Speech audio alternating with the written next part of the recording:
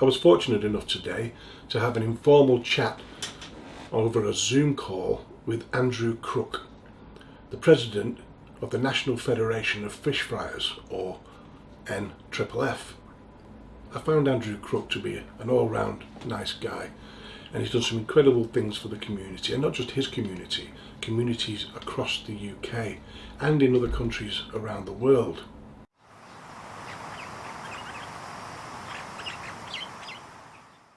Right, I'm Stephen Peel creator of the Chippy Tour, and I have the pleasure today of speaking to Andrew Crook.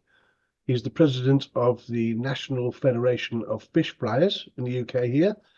And I've got a few questions to ask him, and he may have a few questions to ask me. So let's give it a go. Firstly, Andrew, if you don't mind, give us a little bit of a history of you. What's a bit of a background?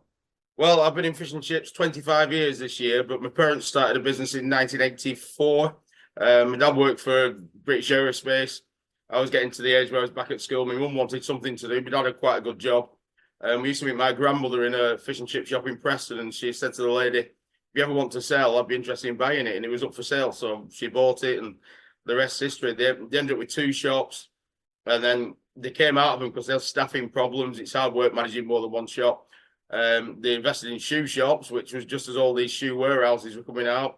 So they nearly lost everything they owned. And my dad went out and bought a fish and chip shop in Bamber Bridge, just outside Preston. Right.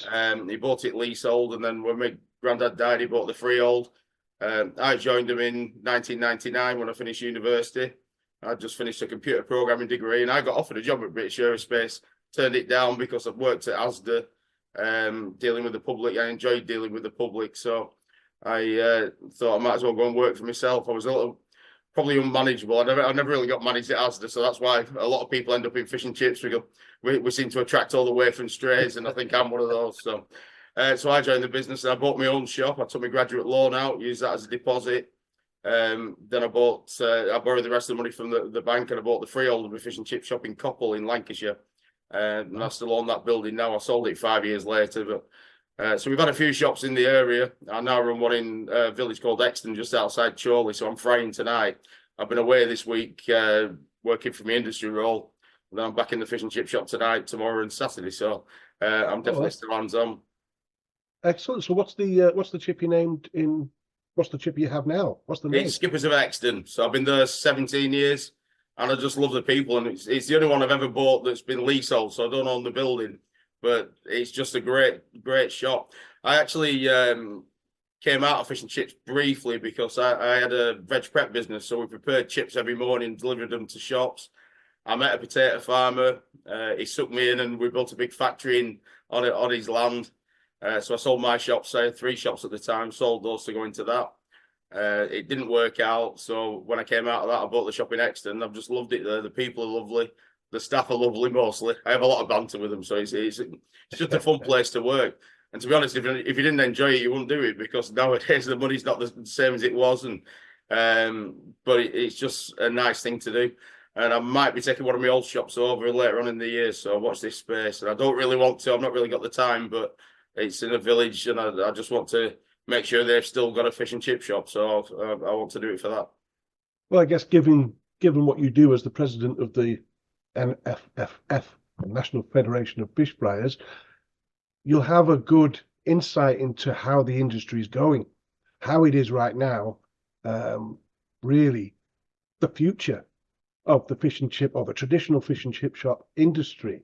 How do you think it's going? What can we do to make it better? What can people do to support their local chippies? Well, to support your local fish and chip shop, get out there and visit a local fish and chip shop. You know, I think we're a little bit like the bakeries, the boulangeries in France, where people tend to buy bread from a bakery rather than the supermarket, and they've all got the favourite bakery. I think fish and chips is very much like that, and you'll see on social media people arguing about which is the best fish and chip shop in an area. So the best thing people can do is go out and support the shop. I do see a lot of posts about price and the expense of fish and chips, and we are cushioning consumers, trust me, because we've been squeezed as operators from both sides. VAT at 20%, increased costs. I mean, potatoes have been the most expensive last year since 1976. This year has been an expensive year, and they're still climbing. I've not checked what I'm paying this week, but they're still climbing. So we are being squeezed, and obviously wages go up, which we do support, because people that work in fish and chips work really hard. We want to pay them well. You know, it's all about our employees, but we are being squeezed, and we've also got a section of the industry that probably don't play by the same rules. And if you see a shop that's cash only, I'd say there's probably something not right. If it's too cheap, there's probably a reason. A lot of the shops that are cash only tend to do big portions to attract a disproportionate amount of trade, and unfortunately they tend to be operating slightly underneath the law, which makes it very difficult for the shops that do operate legitimately. It's, you know, it is a big problem for us, and it does make shops that pay the staff well, that pay the staff through the books, look more expensive. So that's one of the big challenges we've got. It's something that government are very aware of. I met with the small business minister on Tuesday, Kevin Ollinrake, and it's something he asked me about. So they are very aware of it. Whether they'll tackle it, that's another question. So, but fish and chips is a great industry, and we've got a great product, and we've got really passionate people that work in the industry that drive it forward. And you know, we're ingrained in the nation's heart, and there's a lot of tradition surrounds fish and chips, and it is a fantastic industry which will always survive. But we've got to protect the independents, because if we lose these good independent businesses, you know, we'll never get them back. You know, I'm second generation, in fact, probably third generation. My grandmother worked in a fish and chip shop in Preston before. So if we lose these kind of people like myself, and there's plenty of like me around the country, then we'll never get that back. So go out and support the fish and chip shop. It still is great value compared to a lot of the other offers. I got a curry last night, which cost me, well, it would have been 15 quid if I picked it up, but I got it on Just Eat because I was home working, you know, and I could have got fish and chips for less than a tenner. So it's, you know, it is great value. It's just a bit, I think we're a little bit like when you go abroad, you judge a country by the price of a pint.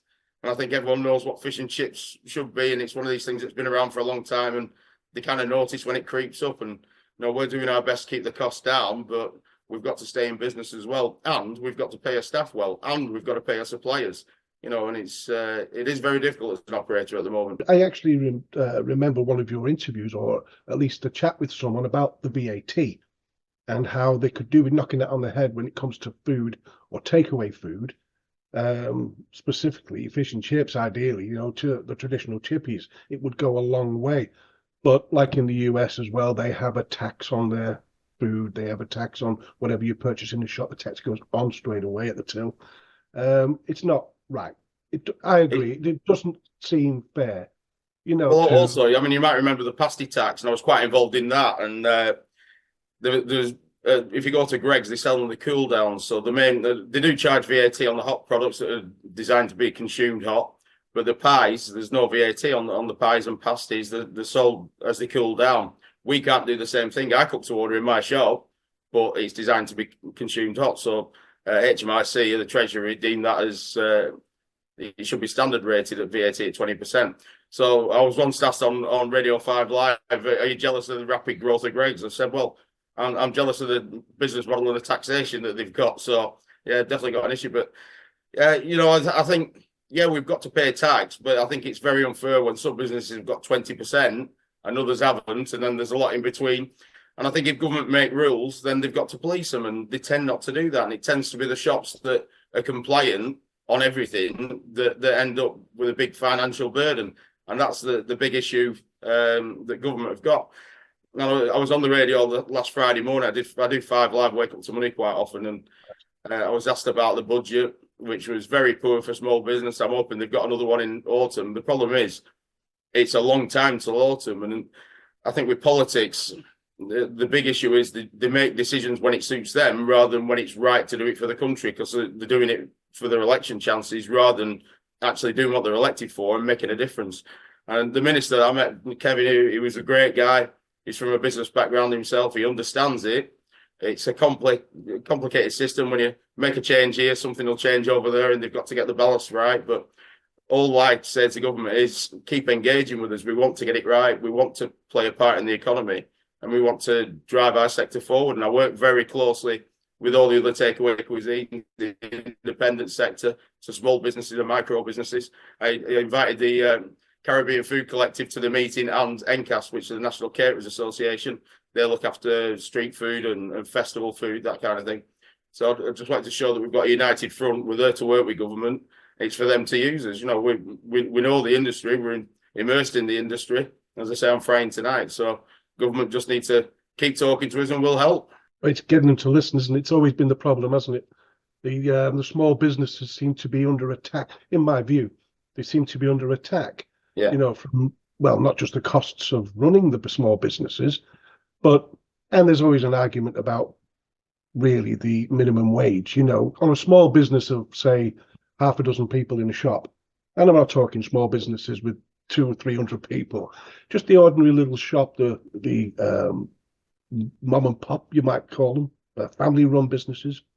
The increase in the minimum wage, everyone's going to live, I appreciate that, but it can affect some businesses. And when they say, yeah, but everybody's going to, and you'll see a business close just on that alone. There should be more incentives, really. I'm not saying everyone should starve so that they can have a job, but I've had several businesses. My wife's had several businesses. We've closed several businesses. Recently, during the pandemic, we closed 2. And they were city centre jobs for people, and we had 4 staff there working in one shop for nearly 20 years. And unfortunately, we had no choice. The pandemic had forced people into their homes, away from their offices, so they weren't actually using our services. And that's the way it goes, I suppose, really. When it comes to cash, like you were saying a little bit earlier, one of the things I've found is that traditional chippies appear to be being forced out in certain areas where other shops are coming in, either side of them in the same row, and they may be doing, I'm not, I'm really being specific here, but it could be anything, but let's talk kebabs, burgers, Indian food, any other kind of takeaway, mixed shops really that are serving fish and chips as well as so many other things. And that brings me to, do you think that, I'll chat about that in a second, because there's a point you made which I found really interesting and right. Do you think that is the problem? Do you think that is going to be a big problem that takes out the traditional chippies and has other kebab shops or pizza shops serving fish and chips sort of secondary to their kebabs and pizzas or whatever else? I think you can be a jack. Sorry, I think you can be a jack of all trades and master of none. And my shop's on a parade of shops. I've got an Italian there, which is fantastic. I eat there quite a lot myself. There's an Indian, which is where I ordered my Indian from last night. There's a Chinese, there's a bakery. The bakery's not VAT registered, so they have no VAT on the pies, which is a bit of competition at lunchtime, but they don't do fish and chips. There's increased competition, but we've probably got it better than the Indian cuisines and kebabs because they travel a bit further. So when we've got into this new world of food deliveries, they're all competing with a 5-mile radius each and fighting it out. Whereas I think fish and chips is quite a local thing. My delivery side of things is only about 10-15% of my turnover. I use the aggregator. I've just signed up with another one, but I had a very good relationship with Just Eat over the years.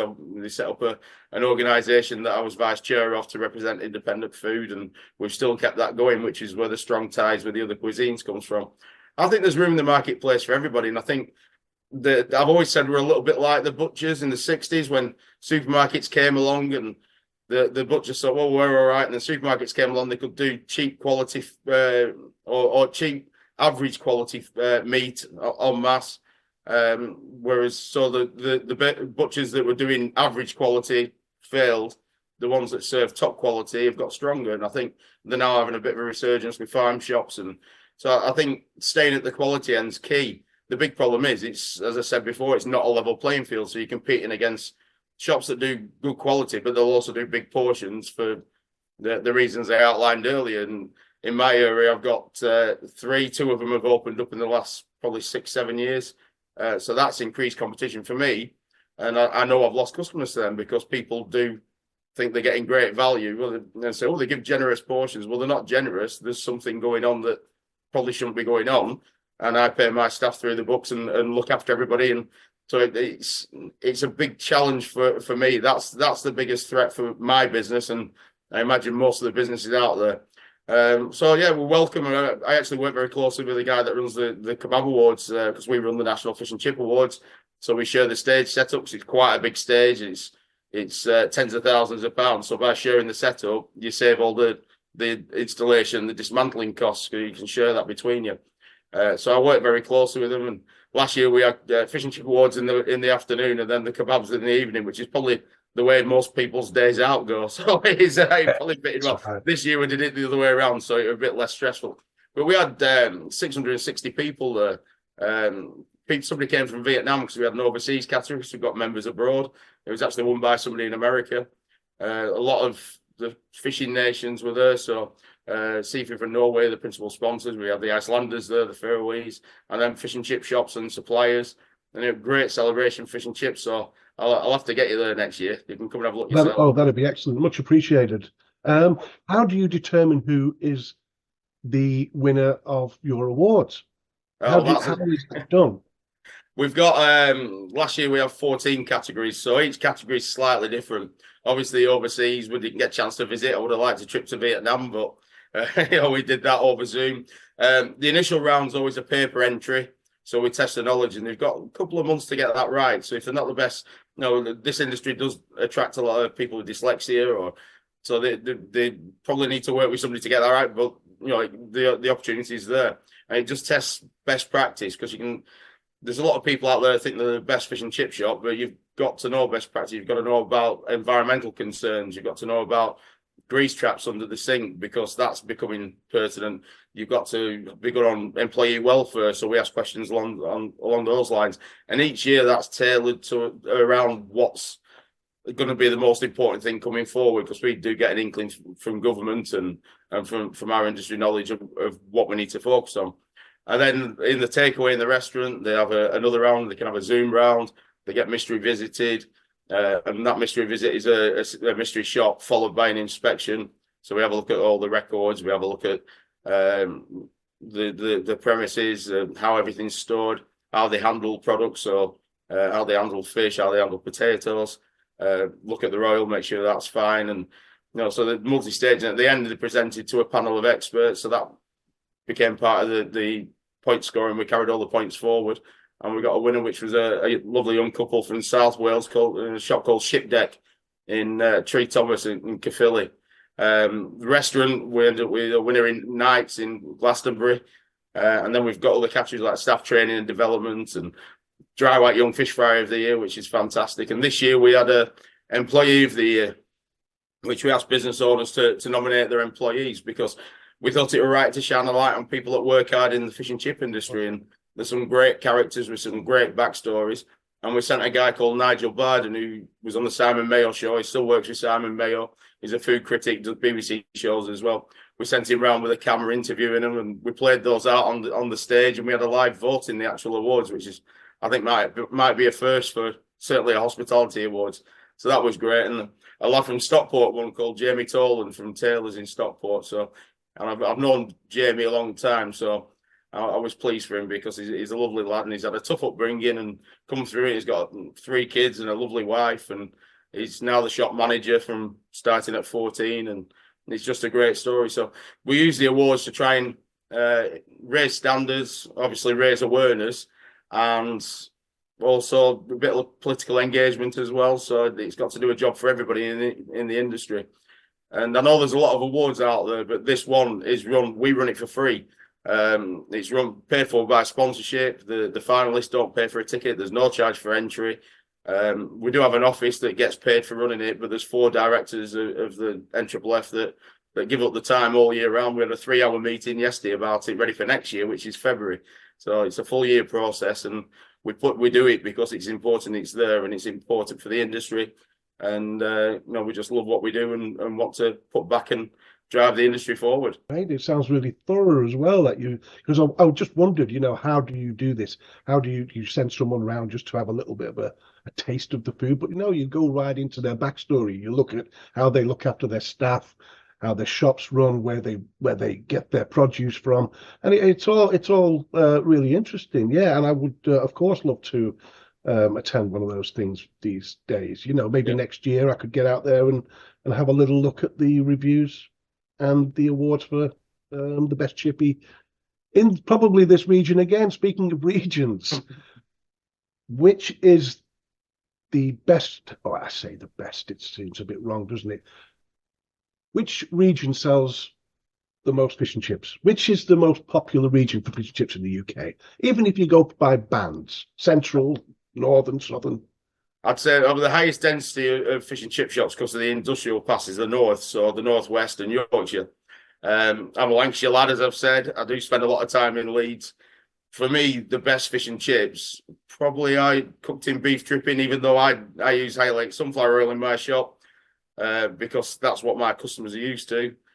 I do love fish and chips cooked in beef dripping, and I spend a lot of time in Leeds, as I said, and I do enjoy them in cooked in beef dripping. And I think haddock I go for, and I sell more cod in my shop, so I'm doing my shop a disservice here. And especially line caught haddock because it's just that little bit fresher and it's a little bit sweeter. So for me, that's the perfect fish and chips. I'll say the spiritual home for fish and chips. I was actually there last week. I did a German TV company want to do a feature on Grimsby, and I said, well, go and have a look at Whitby online and see if because we've got the fishing boats and I think Whitby is the spiritual home of fish and chips. I introduced him to a guy called Stuart Fusco, who owns Quayside and they own Royal Fisheries and Fishbox. They're well established in Whitby, and they spent a full day interviewing Stuart and went to his warehouse that he's got and had a look at his setup. And then I think they spoke to fish merchants. And I went down and did a bit of a brief interview, and I got some fantastic fish and chips. And they do homemade ice cream as well, and I can definitely recommend that. So if you're ever in Whitby, go and have a look. We've got some other great members there. Obviously, Magpie's the most famous one. And then Fisherman's Wife and Trenchers, some fantastic shops in Whitby. So I definitely think they're worth a look. And my vice president owns Wetherby Whaler. So I think Guiseley Wetherby Whaler has definitely got a place in the history of fish and chips as the original Harry Ramsden's. And they've got Harry Ramsden's boater in a glass case now. So they to the nod to the past. So my favourite fish and chip shop, well, I've got loads of them, but the one, I think if you ask most fish and chip shop owners in the country what's the best fish and chip shop, I know if you ask most on the website, they'll say Murgatroyd's in Leeds. I've never been to Murgatroyd's. They're not actually a member of ours, which they should be. So if they watch, they can always approach us. But Coleman's in South Shields has always been somewhere I've been to over the years. And Richard, the owner, who was one of the first to start letting people around his shop. So the first time I met Richard, I took a group of young fish FRiERS there from the competition. And just a bit of a study trip. We visited a business in North Shields that makes fish cakes, Larry's, and then we went to Coleman's and Richard showed us what they do there, and then fed us. And it's for me, it's always been standout. And they've now got the Seafood Temple on the front, which is an amazing building, which is probably the most beautiful fish and chip shop in the country. And it's a bit more than fish and chips. They do a lot of restaurant food as well, but for me, I've always enjoyed going there, and they're lovely. They're great hosts, lovely people. I've had a few late nights in there, and we've had a few industry parties there, but it's definitely in my top 5. But wherever you are in the country, there's always good shops, and quite often my customers say, "Oh, I'm going to such a place. You know anywhere to go?"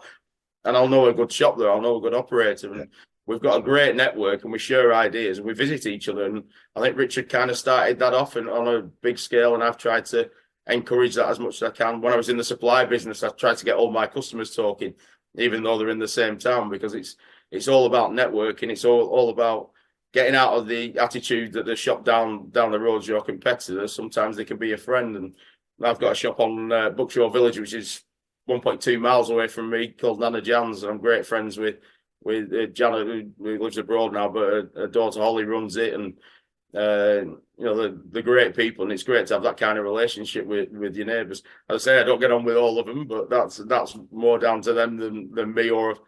But you can't win them all, can you? No, you can't.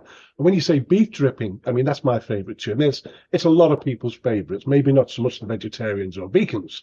So at least if they offer an option, like I think it's Murgatroyd's do, I think they offer, it's cooked generally in beef dripping, but you can ask for oil. I think they use palm oil if you want it cooked in oil. You've got to have a big range to do that, though. You need a pan burner all day, so you've got to be a big operation to offer both. And I was saying, you mentioned vegan food.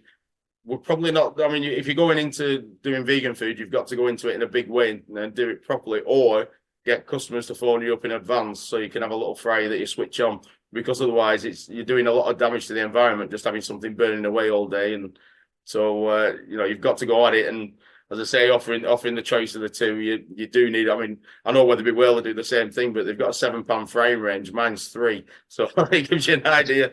And mine was expensive enough, so I'm glad I didn't pay. Mine cost me 60,000, so I'm glad I didn't pay for their range. So that's all I was like. Well, that's it. I mean, and again, you're going back to what you said about keeping things simple, keeping the menu simple for the success of the business.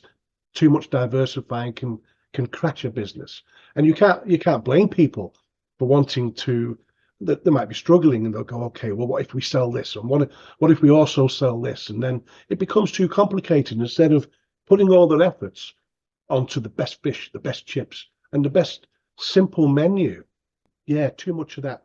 Keep it simple, stupid. That's one of the phrases I hear in the industry. There's a guy called Mike Drummond who's got a shop in Idle near Bradford, and that's what he runs his business like. It's a bit easier in Yorkshire because the menus tend to be a lot narrower, but I've probably got two. Well, I sell cod and haddock, and I've got a range of sizes. So on a Friday night, it's a bit like Beirut in my shop. There's things going off all over the place, and it does feel like you're in the middle of a battle zone. It is hard work to manage, but people want the choice these days, so you've got to give them a little bit. But I won't go down the route of kebabs. In some areas they expect it, but not in Lancashire. I think I'll keep it as traditional as I can, but you do have to offer a bit of choice. Yeah, and what would you class as a traditional chippy as against a chippy? A traditional fish and chip shop or a fish and chip shop? What would you class as traditional? Well, that's a difficult one because it depends on the area. So if you're in the Midlands, they'll expect kebabs. Scotland, they'll expect all sorts of fried products. So I've just got one of my members from Mansfield phoning me now, so I'm just muting. Yeah, it's very difficult to quantify that. And we've actually asked Seafish, because Seafish are funded by a levy from every bit of fish that's landed. So they've got this pot of money. We've asked them to try and define and work out how many fish and chip shops there are in the UK, because that line's getting blurred all the time. And it's so difficult to actually define what a fish and chip shop is. We use, if it's got a frying range, but even that now is quite difficult. Some of the mobile vans have standalone fryers that they slot in rather than a mobile frying range. And, you've got pubs that are doing a lot of fish and chips that get frying ranges because they're focused on that. So you can get under canopy ones that fit in a normal pub kitchen. So we try and say that fish and chips is the main part of the menu, the product they sell the most. Which my shop definitely is, but there's probably a lot of shops out there that sell more sausage and chips than fish and chips. So, but it's so difficult. But I just think what makes a fish and chip shop is the people that work in it, and I think people know it's one of the last places you go when you've got that banter behind the counter. And I once got a review. I've got a guy comes in every Friday night, and before COVID we used to get bigger queues. Now a lot of it's click and collect, but he used to heckle me all the way around. And I got a 0 or a 1-star review saying that some of the banter between the owner and the regulars is a little bit weird. And I nearly replied, well, if you come in more often, I'll take my car to you as well. Because it's just banter, and that's what we do. And my manager's a big character, and so when I'm not there, she's there to entertain the customers. And I think that's what makes fish and chips. I think it's the people. I think it's the atmosphere in the shop and the people that we attract in the industry, and the different range of customers you get throughout the day. And I've got customers we keep an eye on all the older customers. During COVID, we shut down for 5 weeks because I needed to find a way of safely operating. Ironically, the ones that stayed open were most of the cash-only shops. So you can ask the question why. Most of the industry shut because we just couldn't manage the queues, and we wanted to find a way. So we found an ordering system, the time slots. But before we reopened, I had a lady who used to come in every Friday. She was in her 90s. And we were delivering fish and chips to her when we opened again. I did a shopping for her when we closed, and I did a lot of shopping for her, and we kept in touch with her. And I think my staff did some shopping when we were closed. And then when we reopened, I fed her for about 9 weeks because she only had money. She didn't have cards, so I just dropped food off for her. And we keep an eye on all the older people. And you're part of the community. And some of the staff I've had when I first opened, they're married with children now, and they still come in to see us. And when my mum and dad passed away, old staff that worked for them got in touch with me to say how much they love working with them. There's just something special about the industry that very few industries have got. You get it in local pubs, but landlords tend to change more regularly now. Post offices, they're all closing down. Banks. So I think fish and chips is one of the last places where you get that kind of community feeling, and I think we do play an important part of that. The other cuisines do as well. If no Indian restaurants, and my friend Ibrahim down in London, he works hard in the community, and it's the owner operators and what they do in the local community now. That you're not just doing it because you've got a business there and you want to make money. You do it because you care about your customers. And I've got a great relationship with most of my customers, and it does hurt you when you lose one because you think they're your friends, and sometimes I lost some over COVID because they'd obviously gone somewhere else because I was closed, but I was doing the right thing for my staff and trying to keep them safe at the time. So, but yeah, it's a community feel, and that's what I love about the industry. I've always eaten fish and chips. I mean, I'm 60 years old now, and strangely, I'm not getting any younger, no matter how much I try. But fish and chips has been my staple. If I was to be given a choice of any takeaway, it would be fish and chips. And I think Indian and Chinese would, they'd take a joint second place in that. And then I would eat kebabs or gyros from Greek gyros or other types of food, no problem. But I've been in the building industry all my life, and I was an odd carrier from leaving school in Manchester. And I was born in Salford, and we emigrated to Australia. My dad was a brickie, and I came back when I was 15, and I worked in Manchester, like I say, as an odd carrier. Then I was back in Australia as a brickies labourer. And then I had my own building company for 30 years in the UK here. So I've always worked hard manually, and so I've always had an appetite, as you do. And back in the day, we had the navvies, and they'd cook up a great big breakfast in the morning before we'd start. Well, before they'd start, and by the time lunchtime came around, they were in the pub. They'd have a beer. I mean, it's no wonder they've gone now, isn't it? But, it's a real shame because they worked so hard. Well, my granddad were a navvy, an Irish navvy, so right. He died when I was 1, so I didn't get a chance to really meet him. But yeah, I think I've still got a little bit of that because I don't mind a pint myself. So. Oh no, they did. They drafted me. During the time as running my own building company, I would still eat the same as I did when I was working as a labourer for other people, but I was more selective. But fish and chips, I'd have battered fish with salad. If I could find a beef dripping place, that'd be even better, because I did hear that beef dripping is actually better for those who suffer with indigestion, with heartburn, than oils. Now, I mean, is that right? Have you heard something similar like that yourself? It's a better way of eating for those people.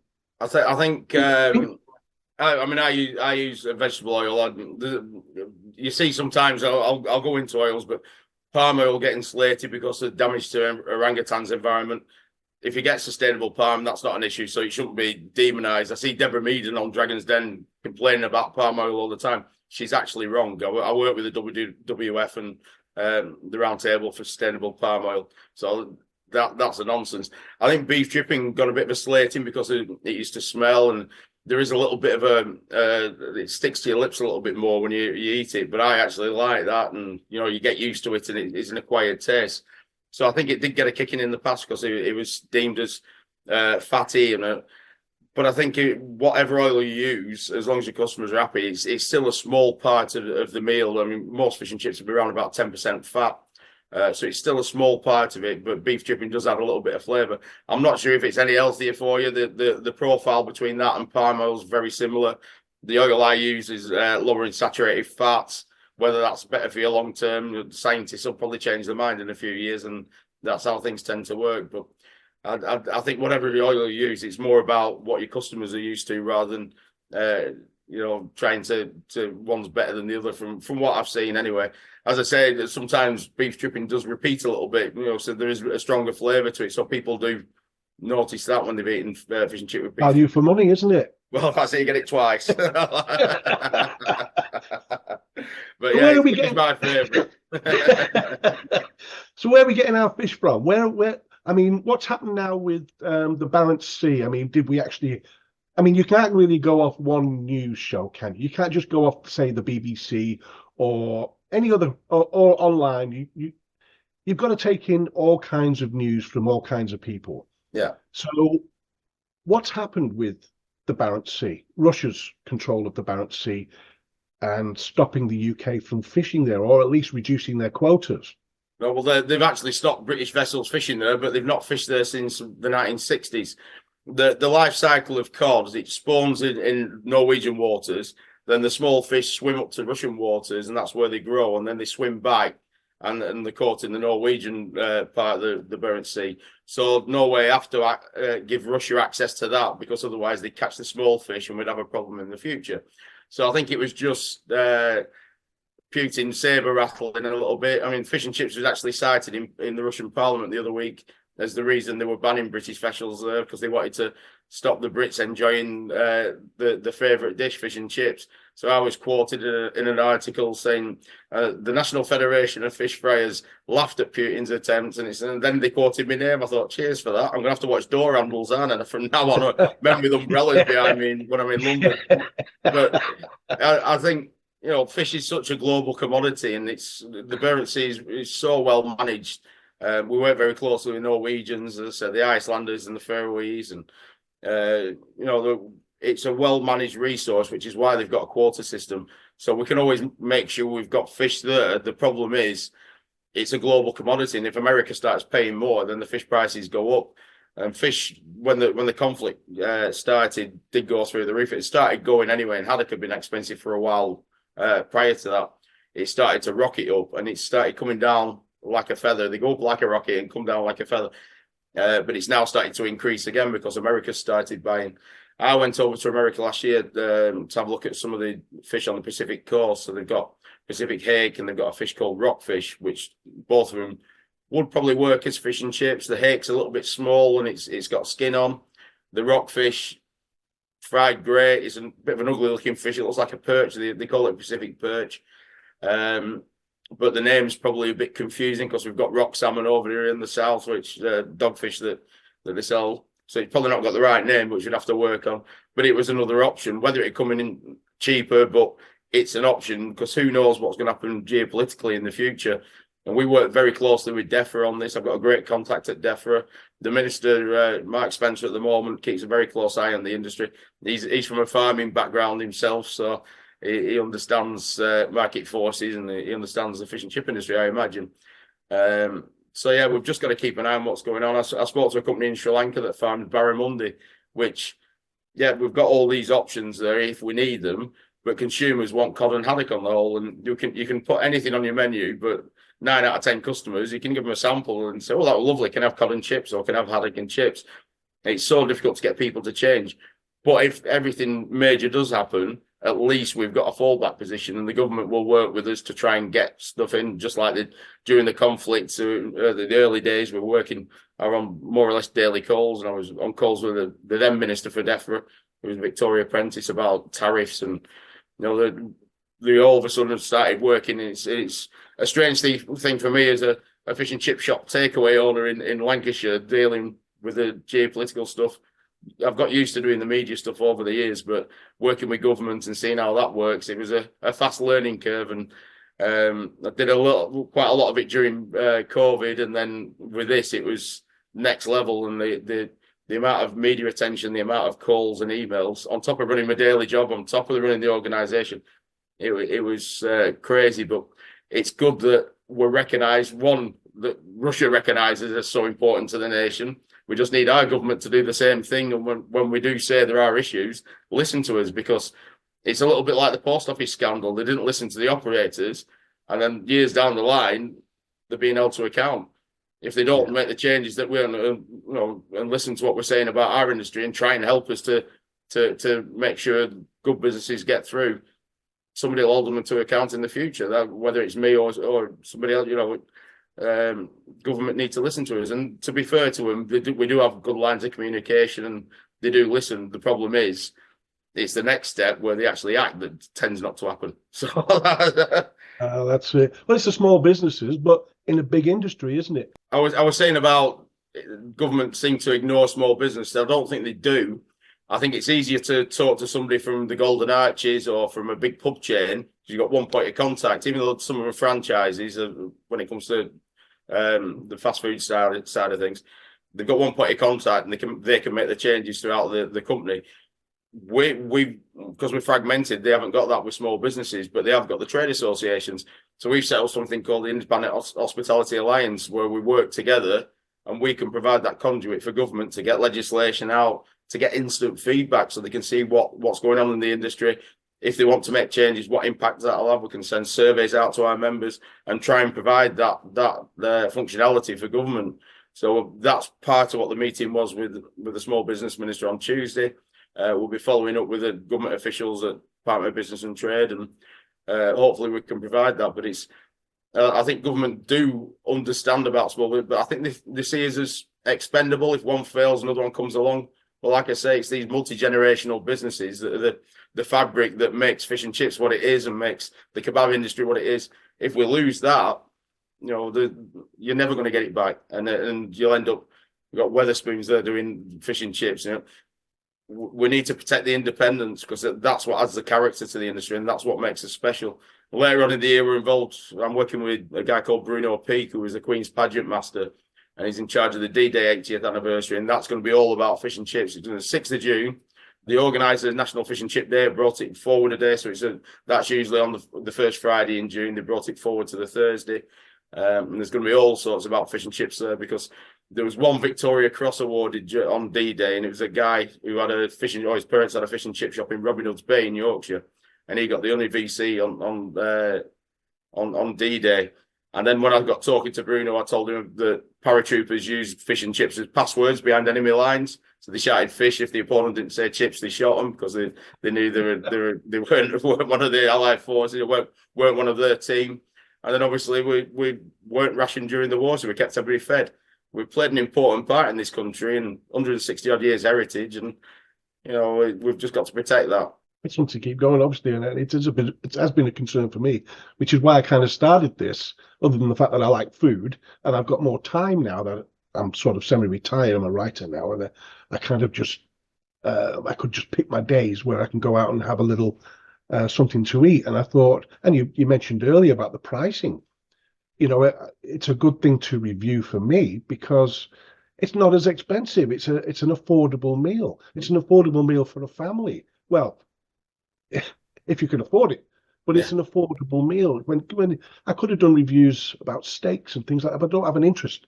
I have an interest in the fish and chip industry, and the traditional chippy industry. And to review steaks and things like that, I'd have been skint in a week. You know, it's right though. It's right. I had a steak in London the other week, and it fought back. I nearly choked on it. I literally couldn't breathe. My girlfriend thought I was pulling a leg. Literally, it blocked my airway, and I said it was a couple of days before our awards. So when I did the welcome speech, I think somebody up there were telling me to eat more seafood. So I've listened to that. Well, in Australia, when I was brought up there, I've been back there. I've spent sort of about a third of my life there in Western Australia. And we had a selection of fish. Okay, we've got plaice. We don't have flounder. We don't have flounder in any chippies? Tend not to be. There might be some sell a little bit caught on day boats, that kind of thing, but yeah, it's not something that's widely available. But skate is would be a sustainable resource, wouldn't it? We had skate in Australia. It's not as sustainable as you think, skate. So it's not something that can.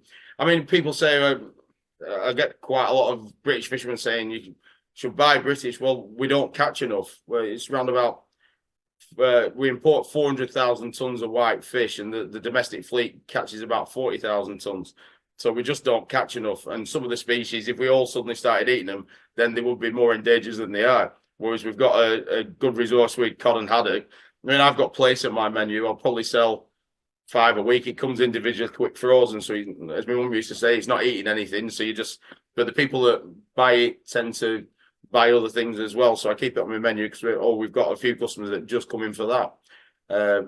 But I mean, if you go to London, they tend to have skate, rock salmon, but you know, you have to check the Good Fish Guide. You have to check for MSC certification for the fishery to make sure that it's sustainable before you move on to any of these species. And we'd always encourage consumers to ask the shop owner, but if not, check online. There's some good tools online, and you can check what species is sustainable, and you know it'll.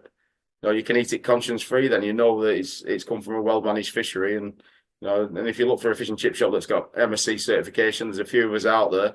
They know what they're doing, or they should have a sourcing policy, and they should be able to give that information. If they don't, then they're probably not that professional. Well, they could do with a bit of extra training. So that's one of the things we check on the awards. Well, you mentioned Sri Lanka farming barramundi. Yeah. Barramundi is an Australian fish. That's a brackish water kind of fish, really. Freshwater. It's mostly in the brackish section of the river. It's a delicious fish. It's a big, thick, chunky, white fish. And you can understand why they're farming that in Sri Lanka.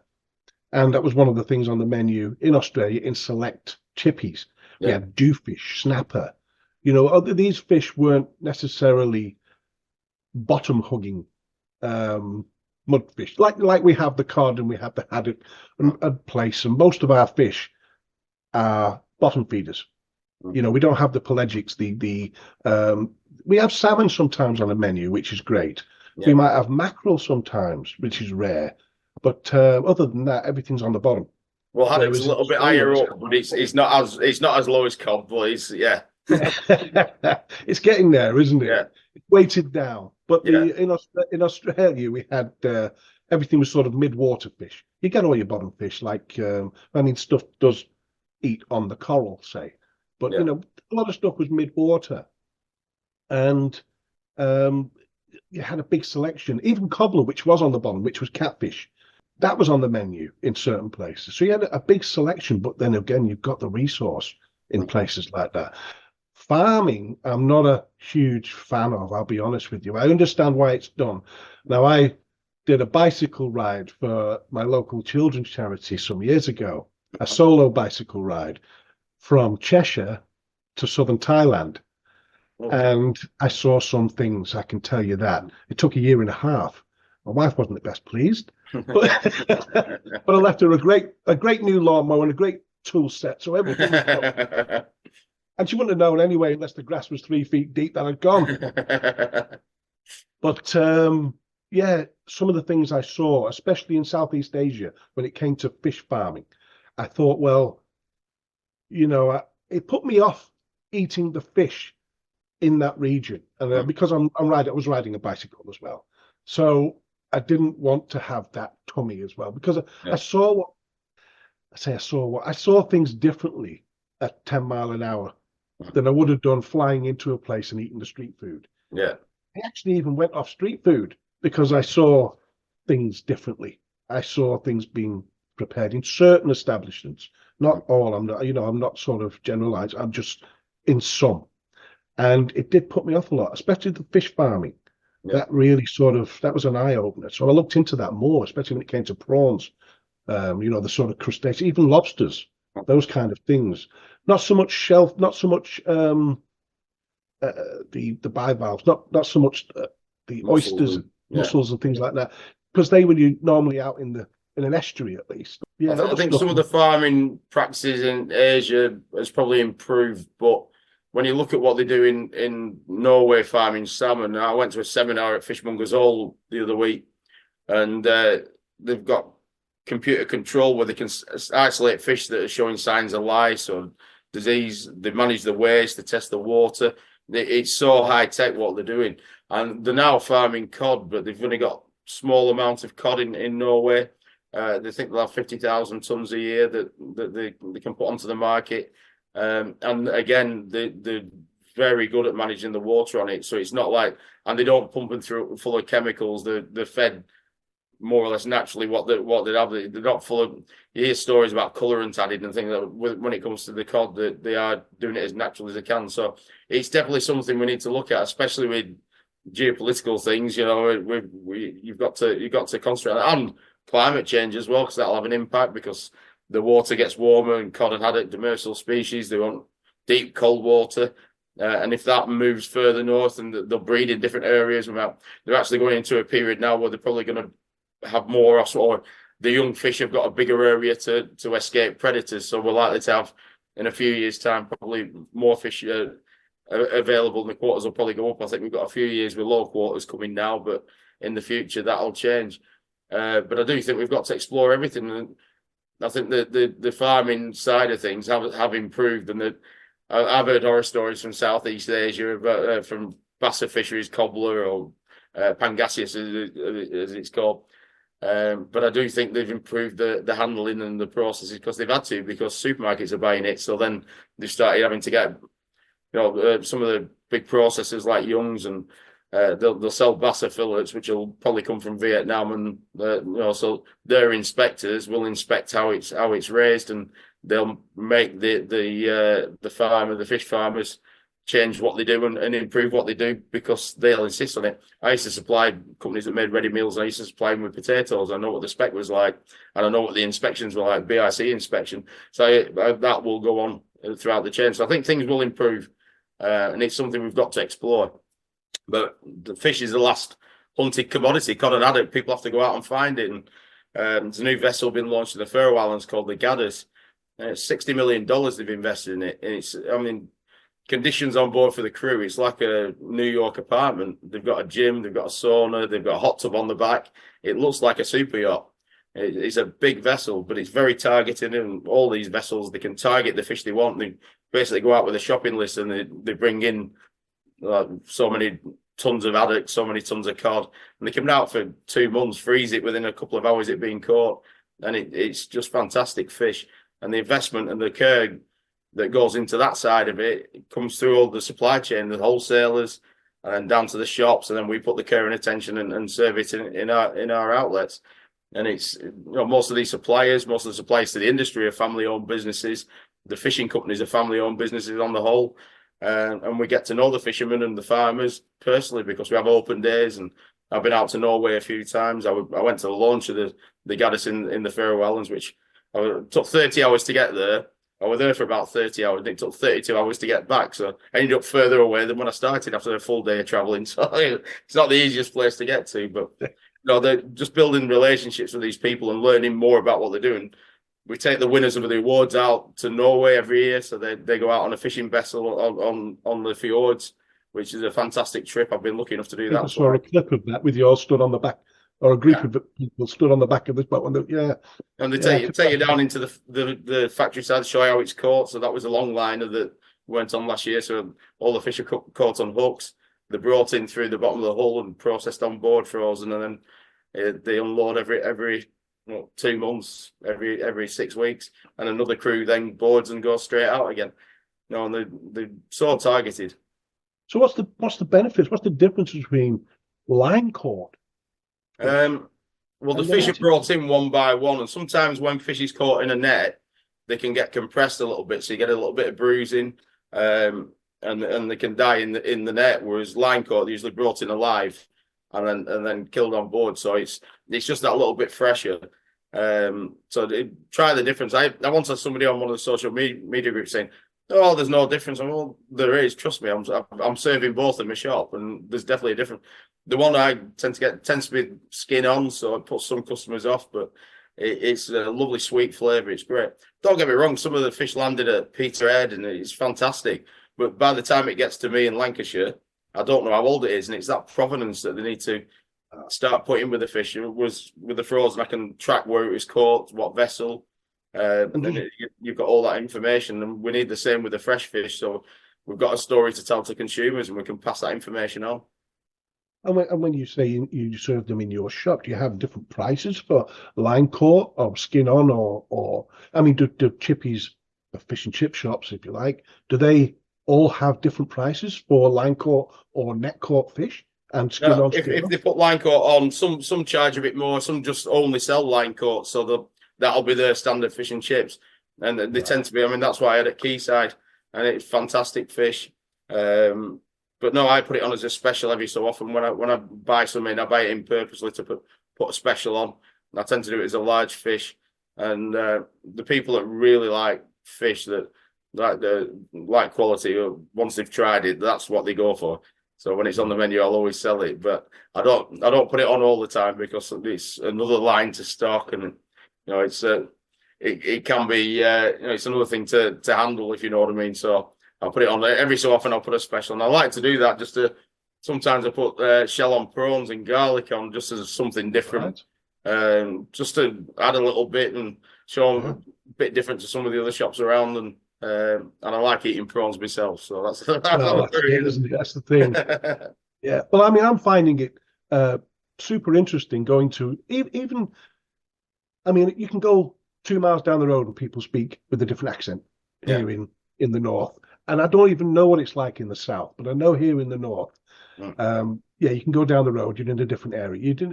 People speak differently, so even hard to understand in some areas. And in the north, the food's different too, and they eat different things. Some have gravy on their fish, some have curry on their fish. They have the smash bams and the what was the one I tried recently, and the Wigan kebab.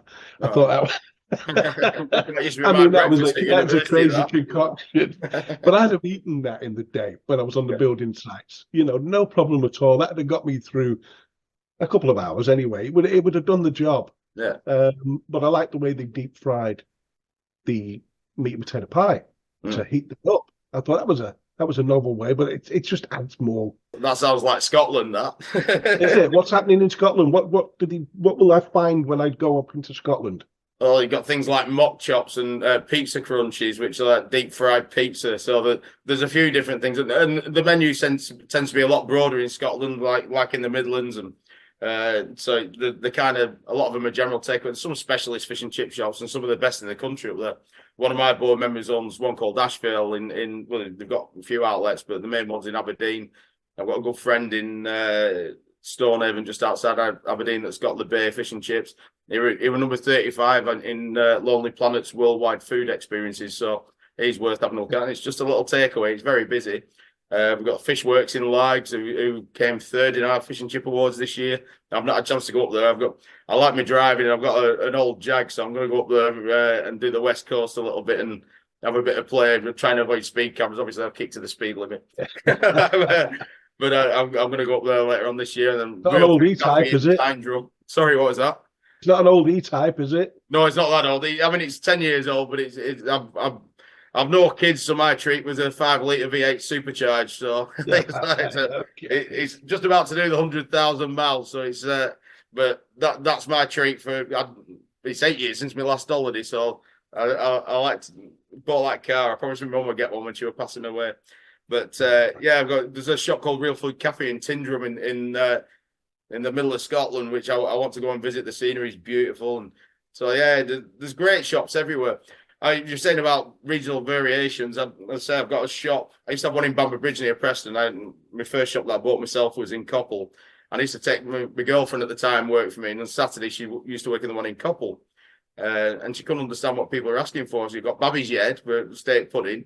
There was this chips and fish rather than fish and chips, which is a Wigan thing. So Coppell's very close to Wigan, which is just a bit of confusion. My favourite one was Widder's Memory, which was a large sausage. So there's one for you. I've not heard it much after that, but there's a few used to come in asking for that. So. And then if you go to Blackburn, you've got the John Bull. I don't know if you've been to Holly Tree Chippy in Blackburn, but they do the John Bull, which is 2 slices of potato with it's like sage and mince beef in the middle. All battered. I've had it, and it's had it just recently. Fabulous. It was whatever their savoury mince was, was for that chippy. I think there'll be other chippies doing it, but with their own, because nobody's giving away their secret savoury mince recipes. It's supposed like KFC, isn't it? Really, and stuff like that. You can't get a patent for anything like that because you'd have to give your recipe away. Yeah. So it becomes a trade secret, doesn't it? And things like that. So that's how these things are saved. But, I mean, I'll have a dabble. With it, and see what I can come up with. I might be able to tell you. I know a guy that worked with him on the recipe, but there's a guy called Arthur Parrington who he held every position in my organisation over the years, and he passed away during COVID. But he was a fairly elderly guy, but he was still training in his 80s, and we've got a training school in Leeds to teach people how to do fish and chips. If you ever want to come and have a look, you're more than welcome over there when you're on your travels. But and he worked with Mike on his recipe, and I have to say they are fantastic. So I might be able to give you a bit of a hint. Not on camera. No problem at all. Well, look, I know you're a busy guy, and we said we'd have an hour here. and I really appreciate it. And it was a good idea. And I think for my first Zoom call, I think That'd be brilliant. I think we've had a good chat. yeah, it's been really interesting. If in the future you can come up with something, so I'd like to visit some of these processing plants, some of the fisheries, some of the main places. Like, well, I'll actually be going over to Whitby shortly, I think, but I can't give that away because I like to go in there incognito, if you like. Okay, at some point someone's going to go. Do you know what I mean? I know that. That's him from the Chippy tour.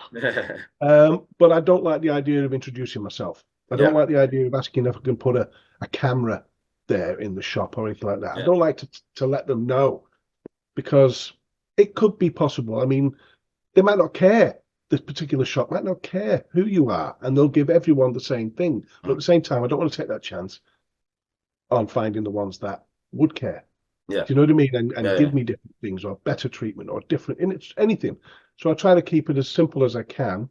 You'll have to get a disguise like some of our mystery shoppers. They're going with scarves up and hats on. I might have to do that, man. This is a disguise. I'm actually a chicken.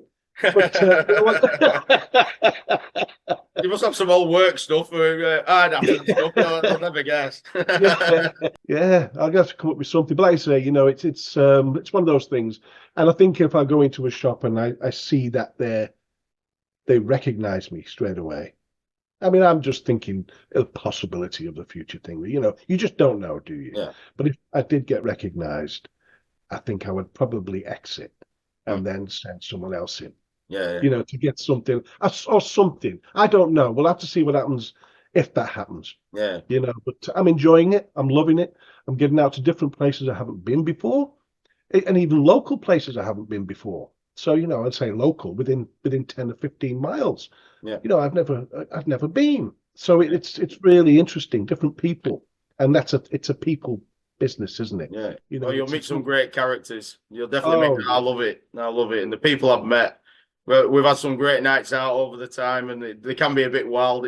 It's calming down now because we all getting a bit older. So, but the people in the industry are fantastic. So you really enjoy it. Just once you've introduced yourself, you'll get to know a lot of them, won't you? So there's just picking the weather at the moment. I'm going to have to rig something up on the back of my truck that will give me a bit of a shelter. Yeah. You know, a big brolly or something that can go straight through the deck of the.